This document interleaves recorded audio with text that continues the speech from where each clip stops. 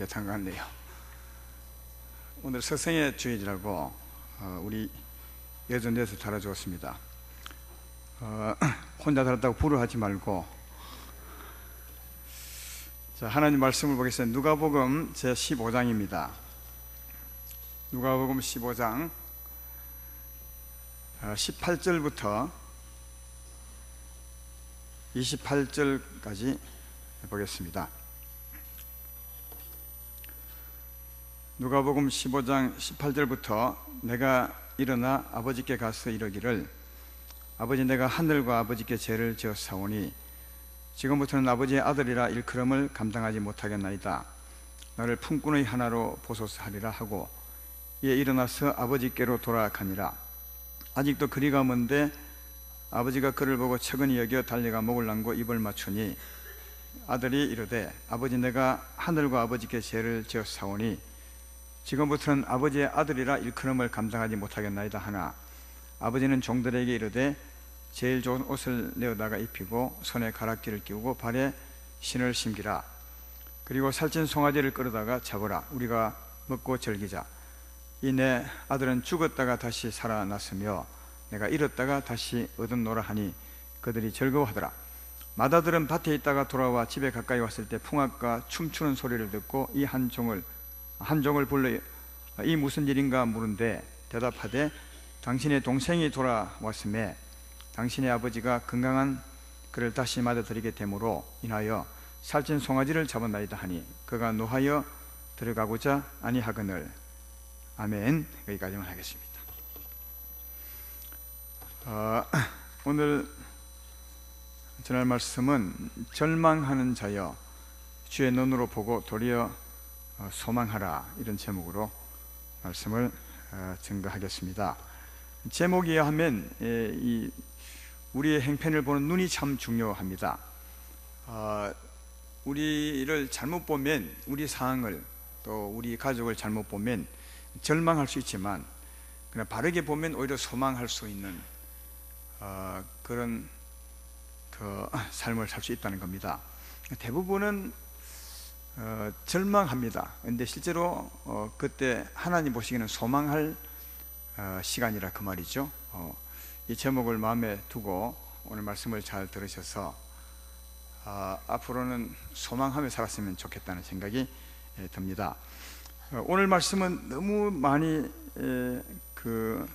설교 본문으로 삼은 말씀이니까 아마 다 안 읽어도 충분히 다 알 것입니다. 오늘 사실은 11절부터 32절까지 읽어야 하는데 중간에 부분만 제가 읽었습니다. 오늘 본문에 맞추어서, 오늘 제목에 맞춰서 설명을 좀 해보면 한 집에 두 아들이 살았습니다.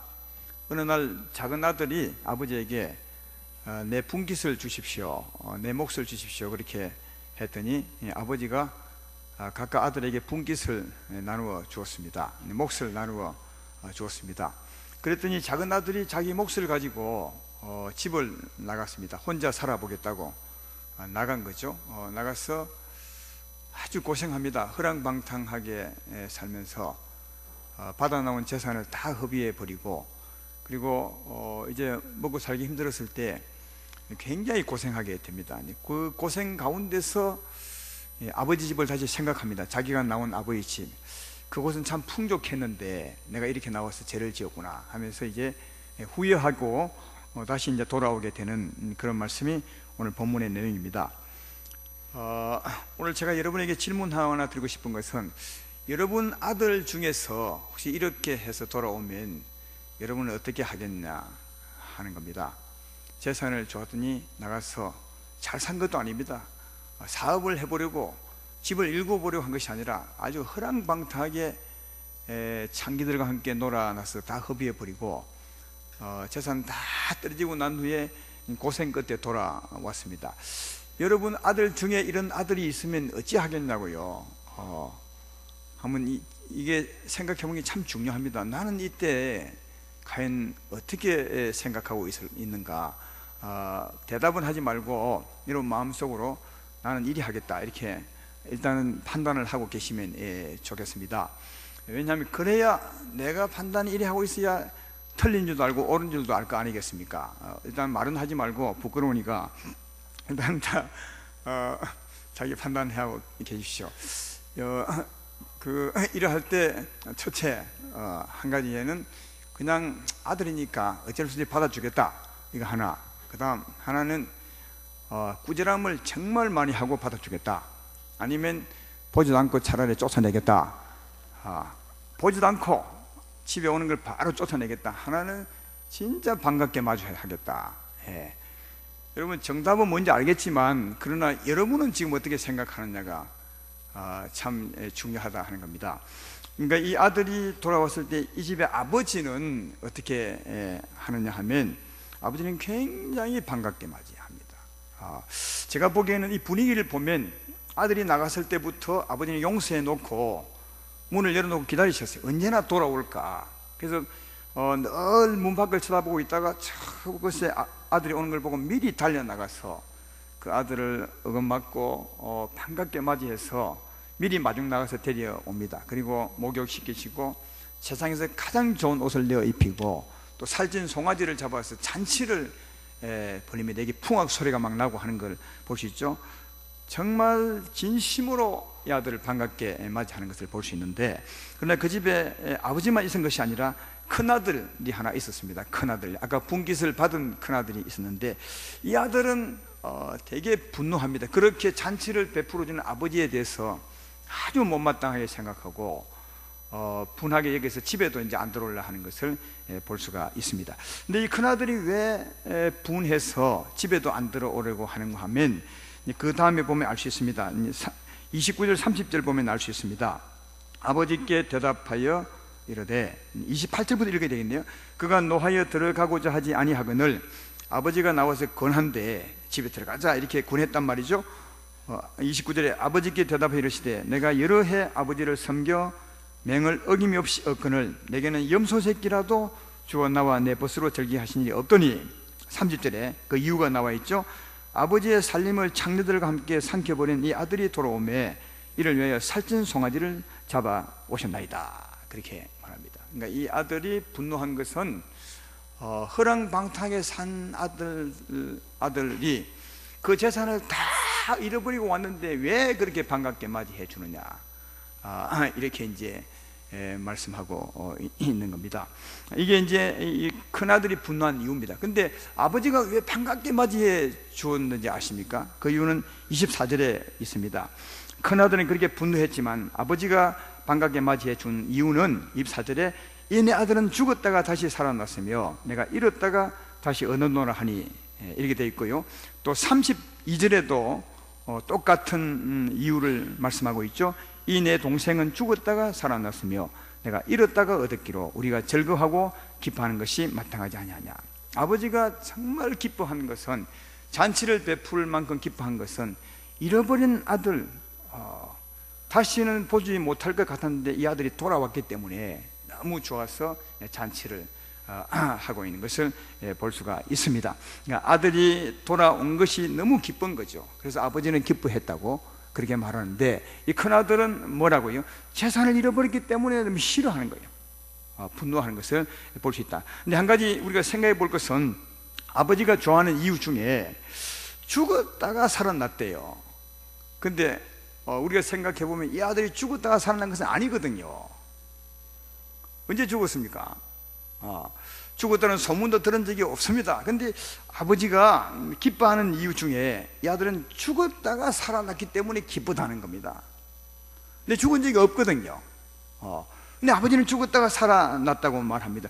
근데 이것을 이제 흔히 우리가 말할 때는, 아니 잃었다가 얻었으니까 그런 표현으로 죽었다가 살아났다고 말하지 않겠습니까? 이렇게 이제 말할 수 있습니다. 그러나 그 뒤에 보면 잃었다가 얻었기로 이 말 또 있거든요. 그러니까 그런 뜻이 아님을 알 수 있습니다. 분명히 죽었다가 살아났다는 겁니다. 죽지 않았는데 왜 죽었다가 살아났다고 말하는 거예요? 이것은 그 영적인 의미를 보면 금방 이해할 수 있는데 육적인 의미를 보면 이해를 잘 못하는 거죠.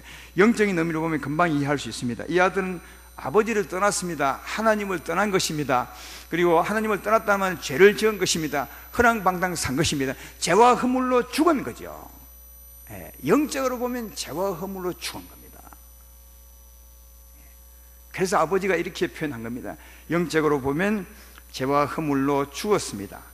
잃어버린 아들이 되었던 것을 볼 수가 있습니다. 근데 이 아들이 돌아왔습니다. 그래서 아버지가 정말 기뻐한 이유는 뭐냐면, 진짜 참 이유는 뭐냐면, 이 아들이 죄와 허물 가운데 살았는데, 죄인으로 살았는데 그가 회개하고 돌아와 이제는 참 아들이 되었다는 겁니다. 그래서 하나님이 너무 기쁘게, 이 아버지가 너무 기쁘다는 겁니다. 죄와 허물로 죄인으로 죽었는데 그가 그 속에서 회개하고 돌아와서 이제 하나님의 참 아들이 되었다는 거죠. 하나님의 사람이 되었. 그래서 이것 때문에 아버지가 너무 기쁘다는 거예요. 근데 한 가지 생각해 볼 것은, 이 아들이 어떻게 해서 자기가 죄인임을 알게 되고 스스로 회개하고 돌아오게 되었습니까? 왜 죄인임을 알게 된 것입니까? 집을 나가서 허랑방탕 살고 그 힘든 삶 속에서 자신이 죄인임을 알게 된 겁니다. 그 어려운 삶, 집을 떠나서 허랑방탕하게 살았던 그 삶 때문에, 힘든 삶 때문에 자신이 내가 죄인이구나, 이걸 스스로 깨닫게 된 것을 볼 수 있습니다. 이 아들은요, 집에 있을 때도 죄인입니다. 근데 몰랐어요, 그때는. 여기 큰아들도 마찬가지입니다. 큰아들도 집에 있을 때, 지금 집에 있지만 아버지에게 말 잘 듣고 있지만 이 아들도 사실 죄인입니다. 근데 본인은 모르고 있는 거죠. 작은 아들도 큰아들도 집에 있을 때 다 죄인이었습니다. 다만 몰랐습니다. 그걸 어떻게 아냐고요? 이 주님이 이 비유를 쓴 그 이유가 있습니다. 15장 1절로 2절을 보십시오. 이 누구에 대한 말씀인가 하면 이렇게 되어 있습니다. 모든 세리와 죄인들이 말씀을 들으러 가까이 나오니 바리새인과 서기관들이 수군거리 이르되 이 사람이 죄인을 영접하고 음식을 같이 먹는다 하더라. 그러니까 이게 세리와 죄인들의, 아니 바리새인에 대한 얘기거든요. 세리들이 이제 회개하고 돌아오는 것을 바리새인, 큰아들 같은 바리새인이 되게 싫어하는 겁니다. 그 얘기를 주님이 비유로 좀 쓰고 있는 것이거든요. 그러니까 집에 있는 바리새인도 죄인입니다. 본인들은 죄인 아니라 해도 하나님은 죄인이라고 그렇게 생각했습니다. 세리들도 전에는 하나님 안에 있는 자인데 작은 아들처럼 밖에 나갔던 사람입니다. 그러니까 이들도 죄인입니다. 근데 이들이 집에 있을 때는 큰아들도 지금 죄인 줄을 모르고 이 아들도 몰랐는데 언제 알았다고요? 집을 나간 후에 알았다는 거예요. 고생 가운데 죄를 짓고 보니까 정말 내가 죄인이구나, 이것을 이제 알게 되고, 그래서 이제 돌아오게 되었다는 것을 알 수가 있습니다. 여기 보면 그 아버지가, 이 아들이 아버지 내 분깃을 주십시오, 내가 나가 살겠습니다, 이래 했을 때 아버지가 분깃을 지은 이유를 우리가 알 수 있는 거 여기 있어요. 사실은 이 아버지는 하나님이시니까 이 아들이 나갈 때, 이 밖에 나가면, 하나님을 떠나가면 고생할 것 많이 알거든요. 하나님은 전능하시니까 분명히 아실 겁니다. 이 아이가 나가면 고생할 텐데 뻔히 알면서도 하나님은 분깃을 주는 겁니다. 이게 나가도록. 왜 그랬겠습니까? 아까 말했던 것처럼 이 아이들이 나가보면, 집에 있으면 자기를 모르는데, 하나님 은혜가 뭔지 모르는데 나가서 살아보면, 고생해보면 뭘 안다고요? 자신을 아는 거예요. 스스로 내가 죄인이구나.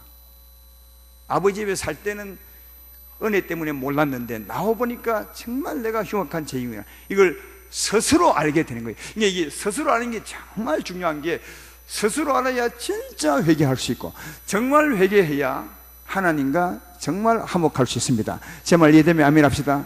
그래요. 여러분, 우리 예수 믿는 사람에게 가장 중요한 게 자기 스스로 자기가 누구인 줄 아는 겁니다. 많은 분들은 누가 얘기하니까 그런가 보다 이렇게 해요. 목사님이 설교할 때나 또 이웃이 전도할 때 당신은 죄인입니다, 우리 인생은 죄인입니다, 그런가? 자기는 잘 모르고 그런가 보다 이렇게 하지만, 그건 그렇게 알고는 정말 회개가 안 되는 거죠. 진심으로 회개하지 않고, 진심으로 회개하지 않으면 용서도 받지 못하고, 진심으로 또 하나님과 진짜 화목할 수 없는 겁니다. 아버지와 화목할 수 없는 겁니다. 그래서 정말 중요한 것은 스스로 죄인임을 아는 건데, 스스로 죄인임을 아는 것은 이 아들이 밖에 나가 봐야 한다는 거죠. 그래서 아버지가 분깃을 주는 겁니다. 뻔히 고생할 것 알면서 주는 거죠. 아니나 다를까 이 아들이 나가서 살아보면서 고생 가운데 드디어 스스로 생각합니다. 아버지 집에는 은혜가 정말 풍성했는데 내가 그 은혜를 알지도 못하고 이 나와서 허랑방탕하게 살고 있구나. 내가 정말 죄인이구나. 하늘과 아버지께 죄를 지었구나. 스스로 깨닫게 되고 스스로 깨닫게 되었으므로 진심으로 회개하게 되겠죠. 진심으로 회개하게 될 때 하나님이 용서하시고 그에게 영생을 주는 것, 다시 말하면 하나님과 화목하는 것을 볼 수 있습니다. 제 말 이해되면 아멘 합시다. 여기서 하나님의 진심을 알 수 있습니다. 하나님의 소망을 알 수 있는데, 하나님은 집을 떠나 고생할지라도 또 재산을 다 잃어버릴지라도 일에 실패할지라도 그 아들이 잘 되기를 바란다는 거예요. 이게 하나님의 소망이에요. 집을 나가서 정말 고생할지라도 재산을 다 잃어버린다 할지라도 사업에 철저히 실패한다 할지라도 모든 일에 실패한다 할지라도 그가 바른 사람이 되기를 원한다는 거예요. 하나님의 사람이 되기를 원하는 것입니다. 다시 말해 회개하고 돌아와 영원히 사는 자, 다시 이걸 다르게 말하면 삶에 성공하기를 원하는, 이게 이 아들을 위한 하나님의 소망이요. 우리 인생을 향한, 여러분과 나를 향한 하나님의 소망이라고요. 그래서 하나님은, 이 아버지는 허랑방탕에 사는 것에 대해서 전혀 묻지 않습니다. 여기 어디 물었어요? 또 재산 잃어버린 것도 하나도 묻지 않습니다. 왜냐하면 그 일로 말미암아 찾게 되었으니까, 오히려 그 일로 말미암아 이 아들이 돌아오게 되었으니까 돌아온 것이 너무너무 기쁜 거예요. 오히려 그 일 때문에 돌아왔으니까 하나님은 그거 따지지 않는 겁니다. 그거 아쉬워하지 않는 것입니다. 오히려 그 일로 말미암아 돌아왔으니 너무너무 기쁜 것입니다. 이 하나님의 마음을 이해하시겠습니까? 그러나 작은 아들, 큰 아들은 그렇지 않아요. 큰 아들은 왜 분노했다고요? 창기와 더불어 나쁜 짓을 했다는 거예요. 그 나쁜 짓에 관심이 있는 거예요. 그리고 그로 말미암아 재물을 다 허비한 것에 대해서 마음이 아픈 거예요. 예, 분노했습니다. 그러니까 이 작은 아들을 바라보는 시각이 하나님과 전혀 다르다고요. 전혀 달라요. 예. 사랑하는 여러분, 아까 제가 여러분에게 물었잖아요. 예. 그런 아들이 여러분 집에 있어서 돌아오면 어찌 하겠냐고. 어찌 합니까? 말은 하지 말라고요. 근데 분명한 것은 하나님은 일을 성공하기를 원하는 것이 아니라 일은 실패해도 삶이 성공되기를 원하는 거예요. 삶이. 그래서 하나님은 일을 실패하게 했으라도 집을 나가게 했으라도 재산을 다 잃어버리게 했으라도 사업이 실패하게 했으라도 하나님은 그 삶이 성공되기를 원하는 거예요. 영혼이 잘 되기를 원하는 것입니다. 제 말 이해되십니까? 그러니까 이런 시각으로 살아셔야 돼. 이런 시각으로 나를 바라보고 내 가족을 바라보고 내 자녀를 바라봐야 하나님의 눈으로 바라보는 것이고, 그렇게 바라봐야 하나님이 기뻐할 때 나도 기뻐할 수 있고 하나님이 아쉬워할 때 나도 아쉬워할 수 있는 것입니다. 이런 시각으로 보지 못하면 하나님은 기뻐할 때 이 큰아들처럼 나는 슬퍼하는, 나는 분노하는 겁니다. 하나님은 정말 참 좋다, 소망이 있다, 기쁘다 이러는데 이 하나님의 눈으로 바라보지 못하면 절망하고 낙심하고 막 분노하는 거예요. 그래서 하나님의 시각으로 보는 게 정말 중요하다는 사실을 잘 알 수가 있습니다. 사랑하는 여러분, 다시 물어보겠거니와 여러분 집에 이제 이런 아들이 아니라 두 아들이 있다고 쳐봅시다. 오늘 본문과 똑같은 아들이 있는 겁니다. 한 아들은, 큰 아들은 집에서 아버지 말 잘 듣고 살아요. 근데 아버지의 은혜는 모르는 것 같아. 다시 말해 자신이 죄인인 것을 모르는 것 같아. 그러니까 은혜도 모르는 거예요. 죄인임을 알아야 그를 구원하신 아버지가 너무너무 감사하고 좋은데 말은 잘 듣지만 그건 별로 모르는 것 같아. 그러니까 은혜는 없고 아버지가 마치 주인처럼 딱딱하게 살아가고 있는 큰아들. 그러나 집 안에서 말은 잘 듣는 겁니다. 이 한 아들은 집을 나갔습니다. 고생 중에 이제 허랑방탕하게 이렇게 재산을 다 흥비했지만 자신이 누구인지를 이제 알게 되었습니다. 사랑하는, 이런 두 아들이 여러분에게 있다고 치면 이 두 아들 중에 그 두 아들 중에 누가 더 하나님의 목적에 가깝겠습니까? 다시 말해 하나님 나라에 누가 더 가깝겠냐고요. 하나님 볼 때 네가 나에게 훨씬 가깝다. 이 두 아들 중에 누가 가깝겠어요? 작은 아들이 훨씬 가깝다는 거예요. 작은 아들이 훨씬 가까워.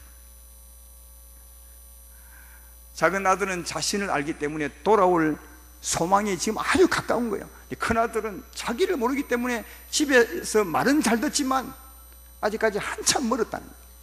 작은 아들은 금방 돌아올 가능성이 있는 겁니다. 하나님 나라에 가까운 아이는 이 작은 아들, 하나님은 이 작은 아들에게 훨씬 더 소망을 많이 두고 있는 겁니다. 둘 다 사랑은 하는 겁니다. 여러분, 하나님은 둘 다 사랑합니다. 그렇지만 누가 더 하나님 마음에 가까우냐? 작은 아들이 가깝다는 거예요.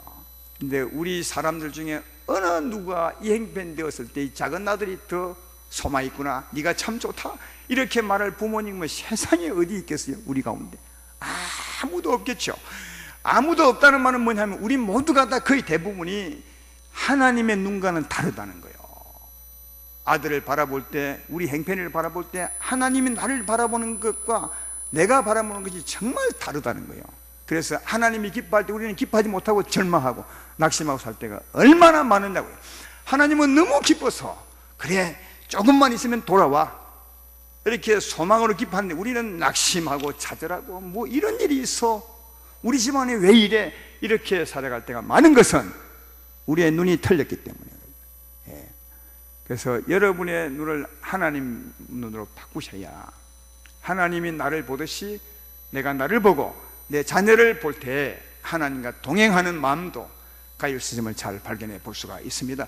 욥기 1장에 보면 욥의 삶에 대해서 기록하고 있습니다. 욥기 1장 1절로 5절에 좀 길지만 제가 읽어보겠습니다. 욥이 얼마나 행복하게 사는지 보십시오. 우스 땅에 욥이라 불리는 사람이 있었는데 그 사람은 온전하고 정직하여 하나님을 경외하며 악에서 떠난 자더라. 그에게 아들 7과 딸 3이 태어나니라. 그의 소유물은 양이 7,000마리요 낙타가 3,000마리요 소가 500개리요 암나귀가 500마리며 정도만이 있었으니 이 사람은 동방 사람 중에 가장 훌륭한 자라. 그의 아들들이 자기 생일에 각각 자기의 집에서 잔치를 베풀고 그의 누이 3명도 청하여 함께 먹고 마시더라. 그들이 차례대로 잔치를 끝내면 욥이 그들을 불러다가 성결하게 하되 아침이 나서 그들의 맹수대로 번제를 드렸으니 이는 욥이 말하기를 혹시 내 아들들이 죄를 범하여 마음으로 하나님을 욕되게 하였을까 함이라. 욥의 행위가 항상이라 있더라. 정말 행복한 집안이에요. 그렇죠? 재산이 많아. 첫째, 우리는 소 한 마리도 없는데 정말 재산이 많아. 자녀도 많아. 그리고 아주 화목해 이 집안이. 그렇죠? 그러니까 정말 인생으로서는 최고로 성공한 집안이에요. 이게 인생적으로 최고로 일이 정말 사업이 성공한 집안, 인생적으로 성공한 집안입니다. 근데 이 욥 집안이 하루아침에 많이 풍지박산이 나죠. 하루아침에 재물 다 잃어버립니다. 여러분 이것을 생각해봐요. 이틀도 아니에요. 하루아침에요. 재물 다 잃어버려요. 그리고 자식 다 잃습니다. 7명 다 잃어버려요. 그리고 자기 몸 건강을 잃어버린다고요. 그렇죠? 철저히 실패해요. 자기 일에 철저히 실패해버려요. 여러분, 욥이 어려움 당하기 전과 후 말이야.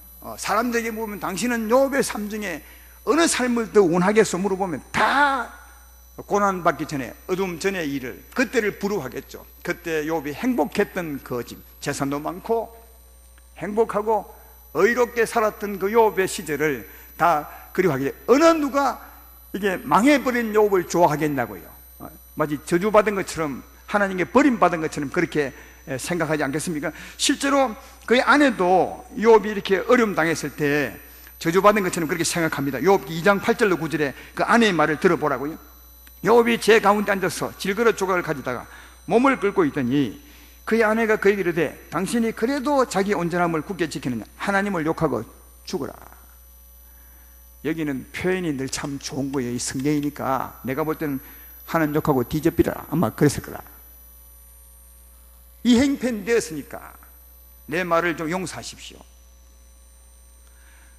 아내가 그런 만큼 정말 저주받은 거죠. 그 친구들도 와서 얘기하는데 아마 친구들은 말은 하지 않지만 당신처럼 저주받은 사람이 있겠느냐 아마 그런 마음으로 가졌을 거예요. 우리도 이 행편 되면 다 그렇게 절망하고 낙심하지 않겠냐고요. 그럼 과연 하나님도 그랬을까요? 하나님은 전혀 아니라는 거예요. 하나님은 전혀 아니었어요. 오히려 이때 더 하나님은 소망이 있다고 하셨어요. 왜 아멘이 그렇게 적나요? 이게 여러분 하나님 나라 백성들이에요. 모든 사람이 절망하고 낙심하고 너는 하나님께 버림받은 사람이라고 생각할 때 그때 하나님은 아니라는 거예요. 오히려 그때가 전보다 훨씬 더 하나님께 가깝다는 거예요. 욥도 처음에는 몰랐는데 이 고난을 통해서 이걸 알게 된 겁니다. 욥이 고난을 통해서 배운 것이 있습니다. 다시 말해 얻은 것이 있는데 그게 뭐냐면 하나님에 대한 것이었어요. 전과 후가 완전히 다른, 고난 통해서 하나님의 큰 은혜를 경험하게 되죠. 욥기 42장 5절로 6절에 보면 내가 죽게 대하여 귀로 듣기만 하였사오나 이제는 눈으로 주를 배움나니 그러므로 내가 스스로 그대로 드리고 티끌과 제 가운데서 회개하나이다. 욥이 고난을 통해서, 고난이 얼마나 오랜지는 모르겠지만 통해서 하나님을 보는 눈이 완전히 바뀌어요. 전에는 귀로 듣는 수준으로 살았어요. 아까 욥의 행복한 삶을 했죠. 의로운 삶을 제가 소개했는데 그때는 아무리 그래도 그는 귀로 듣는 수준이었어요. 하나님. 이제 고난받고 난 후에 하나님은요 눈으로 보는 수준이었어요. 여러분, 귀로 듣는 것과 눈으로 보는 것은 천지 차이죠. 눈으로 보는 것은 하나님을 경험한 거죠. 하나님의 은혜가 임하고 하나님의 사랑이 임하고 하나님의 능력이 임하고 하나님은 이런 분이시구나 경험한 거죠. 예. 경험만. 그러니까 여러분 생각해 보십시오. 욥이 이 고난받기 전에는 행복했습니다. 나름대로 착하게 살았습니다. 재물도 많았습니다. 이런 성공했지만 그러나 삶의 수준은 행편이 없었다고요. 삶의 수준은 하나님 볼 때 왜? 하나님을 귀로 듣는 수준에 불과했어요. 집에 있는 큰아들 수준이죠, 알고 보면. 그런데 고난을 통해서, 고난 중에 욥이 얻은 것은 뭐냐면 재산 다 잃고 자녀 다 잃고 너무너무 힘들고 병들었지만 수준은 하나님을 알 수준이 높았다고요. 굉장히 높았어요. 삶은 성공한 거죠. 이런 실패했지만 삶은 성공하신 것입니다. 이해되면 아멘 합시다. 예. 바로 이 삶의 성공을 위해서 하나님이 욥을 실패하게 한 겁니다. 이 삶의 성공을 위해서, 하나님을 보는 듯 알게 하기 위해서, 하나님과 가까이 주기 위해서, 하나님이 욥을 가까이 하기 위해서 욥의 삶을, 욥의 일을 철저히 실패하게 만들어 버린 거죠. 삶의 성공을 위해서 욥을 실패하게 하신 이는 욥이 아니라 하나님이셨어요.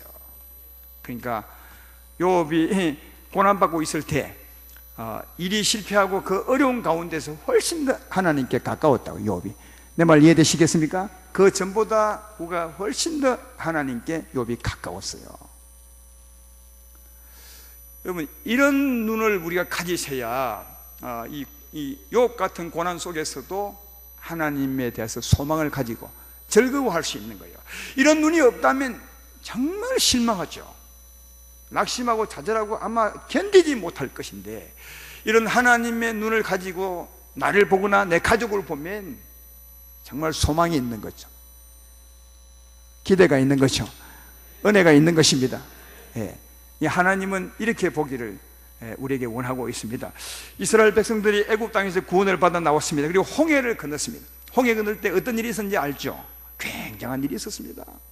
그동안 400년 동안 자기들을 괴롭혀온 그 모든 백성들이 홍해 건널 때 다 수장되었습니다. 물이 덮쳐서 다 물속에 죽었습니다. 400년 동안 지긋지긋하게 괴롭힌 그 이스라엘 애국 군대가 다 죽었어요. 그래서 홍해 건넌 저 강 저편에서 이스라엘 백성들이 그 모습을 보고 있으니 하나님의 어마어마한 권능을 보신 거죠. 그리고 주신 자유를 본 겁니다. 그때 아무 기쁜 나머지 누가 먼저랄 것 없이 누군 깽가리 쳤더니 다 깽가리 치고 춤췄어요. 너무너무 좋았던 거예요. 참으로 행복한 시간이었어요. 근데 그 후에 어찌 된지 아십니까? 하나님이 광야로 이끌어 가십니다. 물도 없고 양식도 없는 광야로 이끌어 가셔서 너무 힘드니까 원망하고 불평하고 시기하고 질투하고, 그래서 정말 어려운 가운데 살았죠. 우리 몇 년? 40년을 살았어요. 그래 물어봅시다. 홍해강가에 행복할 그때가 하나님께 가까운 것입니까? 아니면 광야가 하나님의 목적에 더 가까운 것입니까? 모르겠죠. 가나안 땅은 어디 있습니까? 가나안 땅은 광야를 지나가야 있습니다. 홍해 속에서 아무리 기뻐해도 꼭 광야를 통과해 가야 그 다음에 하나님의 목적지가 있는 것입니다. 제 말 이해되십니까? 그런 면에서 광야가 훨씬 더 하나님의 나라에 가까운 겁니다. 하나님의 목적에 가까운 거죠. 거기가. 왜? 광야를 지나야 거기 갑니다. 아무리 즐거웠어도 꼭 광야를 지나가야 거기 있으니까. 광야 고통 속에 있지만 그 광야 고통 속에서가, 고통 속의 삶이 홍해 강가의 행복한 그때보다도 훨씬 더 하나님의 목적에 가까운 거라고요. 그래서 하나님이 이끌어간 것 아닙니까? 우리 체험을 봐도 마찬가지입니다. 한번 생각해 봐요.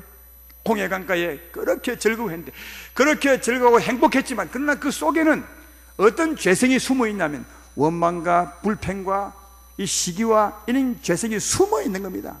그 즐거움 속에서도, 행복감 속에서도 그 죄성은 숨어 있어요. 다만 안 보일 뿐이지, 너무 즐거워서. 근데 광야는 어떤 곳이냐? 그 숨어 있는 죄성이 드러난 곳이죠. 어려움으로 말미암아. 근데 젖과 꿀이 흐르는 삶은 그 죄성을 다 드러내고 씻어버리고 하나님의 은혜를 채워야 비로소 하나님의 은혜의 땅에 이르는 것이니까. 우리 경험으로 봐도 어디가 훨씬 더 가깝습니까? 광야가 훨씬 더 하나님 나라에 가까운 겁니다. 이해가 되십니까? 행복하지만 그 죄성은 숨어있어 안에. 숨어있기 때문에, 알지도 못하기 때문에 그걸 드러내서 씻을 수가 없는 겁니다. 그러면 지금 순간에 행복하지만 여전히 당신은 큰 더러운 죄성 가운데 있는 겁니다. 아직도 하나님께 가려면 거리가 먼 겁니다. 은혜의 땅에 가려면 거리가 먼 것입니다. 그러나 광야 어려운 곳이지만 그게 다 드러났어요. 어려움 때문에. 드러났기 때문에 이제 주 앞에 내어놓고 씻을 길도 가까운 겁니다. 드러내놓고 하나님께 의지하면 하나님이 씻어줄 줄로 믿습니다. 새롭게 줄 줄로 믿습니다. 새롭게 되면 하나님의 은혜로 채우는 거예요. 이게 요단을 걷는 젖과 꿀이 흐르는 땅의 삶이라면 광야가 훨씬 더 가까운 거죠. 광야가. 사랑하는 여러분, 여러분은 지금 어떤 형편에 있으십니까? 하나님은 우리의 죄에 대해서 그렇게 관심이 없습니다. 또 우리의 사업의 실패에 대해서 그렇게 관심이 없는 것 같아요. 다만 하나님은 우리가 더 새로워지기를 원하고, 더 가까워지기를 원하고, 더 아름다워지기를 원하는 것입니다. 여기에 하나님은 정말 관심이 있는 것입니다. 우리 사람들의 성향이 있는데, 사람들은 자기 자신을 잘 보는 경향이 있습니다. 다 자기를 잘 봐요. 내 눈 잘 보십시오. 다 성도님은 성도님을 잘 보잖아요. 그렇죠. 그래서 이런 말도 있잖아요. 다 써먹은 옛날에 구시대 얘기지만, 내가 하면 뭐죠? 남이 하면 스캔들이고 내가 하면 로맨스라는 말이 있어요. 똑같은 여자를 사귀는데 다른 사람이 하면 나쁜 거고 내가 하면 좋은 거래요. 그러니까 자기를 굉장히 좋아하는, 높이는 이런 경향이 있고, 또 자기를 과대평가하는 그런 성향이 사람에게 있어요. 자기가 늘 최고라는 거죠. 여러분, 우리가 대화해보면 겸손하게 이렇게 말합니다. 아니, 내보다 당신이 낫죠. 당연히 훨씬 낫습니다. 그래도 지 속으로는 내가 낫지. 그럽니다. 솔직하다고요. 인생이 다 그래. 다 자기를 과대평가해요. 저는 군대에 있어서 아는데, 군대에 가면 우리 이제 남자들끼리는 다 알거든요. 뭐 산악교부터 같이 이게 졸업해서 같이 이제 실무에 근무했으니까 다 압니다. 저 사람은 저 동기생은 좀 부족하고 저 동기생은 좀 똑똑하고 다 알죠. 뭐 뻔한데 4년 동안 같이 밥 먹고 살고 알 거 다 하니까 알잖아요. 누가 지혜롭고 누가 똑똑한지 알거든요. 근데요, 누가 착하냐? 자기 부인들은 다 착하더만. 부인들은 자기 남편이 최고인 줄 알더만. 내가 볼 땐 별론데. 그러니까 사람들이 다 자기 자신, 자기와 관계되는 것을 과대평가하는 경향이 참 많아요. 그리고 우리는 우리 체험한 신앙적으로 체험한 그 이상을 체험하지 못했기 때문에 자기가 늘 그 최고 수준에 있다고 늘 그렇게 생각해요. 여러분, 우리가 체험한 그 이상도 우리가 미리 체험하지 않고도 안다면, 나보다 저 수준이 높구나, 이런 은혜가 있구나 할 텐데, 체험한 그 이상을 절대로 사람은 모릅니다. 그래서 자기가 언제나 최고라고 그렇게 생각하죠. 실제는 최고가 전혀 아닌데. 이런 착각에 살았던 사람이 누구냐면 바리새인들이었습니다. 바리새인들에 대한 기록이 성경에 많잖아요. 그들에 대해서 예수님이 비유로 한 말이 이 말 아닙니까? 평토장한 무덤 같다고요. 평토장한 무덤. 참 그 바리새인들의 그 심령을 잘 설명한 말이 그 말이에요. 팽토장은 팽팽하게 묻었는데 겉으로 보면 정말 잔디밭 같은데 그 안에는 뼈가 있는 거예요. 썩은 뼈가. 그것처럼 겉으로 보면 훌륭한 사람인데 의롭고 착하고 선을 많이 베푸는 것 같지만 안에는 탐욕 깍두기 가득한 사람이 바리새인들이었어요. 근데 이들이 주님 볼 때는 행편없는데 자기들은 최고라고 생각해요. 세상에 나처럼 훌륭한 사람이 있을까? 하나님 앞에도 문제가 전혀 없는 사람, 천국 가는데도 부족함이 없는 사람, 날 그리 생각했어요. 그래서 지적하는 예수님은 오히려 도리어 지적했어요. 자기를 최고라고 생각했죠. 그러니까 자기를 최고라고 생각하면 절대로 자기를 고칠 수가 없는 겁니다. 이게 우리 인생의 문제예요. 내가 부족하다고 생각하면 고치면 되잖아요. 근데 자기를 언제나 최고로 생각하기 때문에 바리새인처럼 그렇게 큰 문제, 많은 문제가 있더라도 자기가 자기를 문제없다고 최고라고 생각하기 때문에 전혀 고칠 생각을 안 해. 부족함이 없다고. 근데 하나님 볼 때는 정말 부족하거든요. 우리도 마찬가지입니다. 사랑하는 여러분, 여러분 볼 때는 최고죠. 하나님 볼 때는 정말 부족합니다. 평생에 부족합니다. 목사님 나도 부족합니다. 다 부족해요. 근데 우리는 정말 최고라 생각하거든요. 나는 괜찮다, 훌륭하다, 천만에요. 하나님 볼 때는 행편없는 겁니다.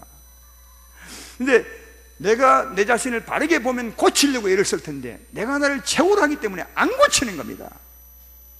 안 고치. 근데 하나님 볼 때는 너무 수준의 행편이 없거든요. 그럼 어떻게 해야 되겠습니까?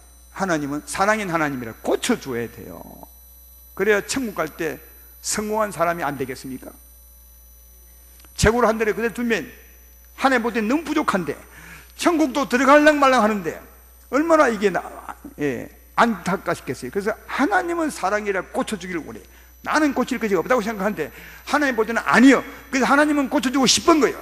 그래서 하나님이 뭘 합니까? 어떻게 하는 것입니까? 작은 아들처럼 내보내는 겁니다. 분기 줘서 내보내는 겁니다. 아십니까?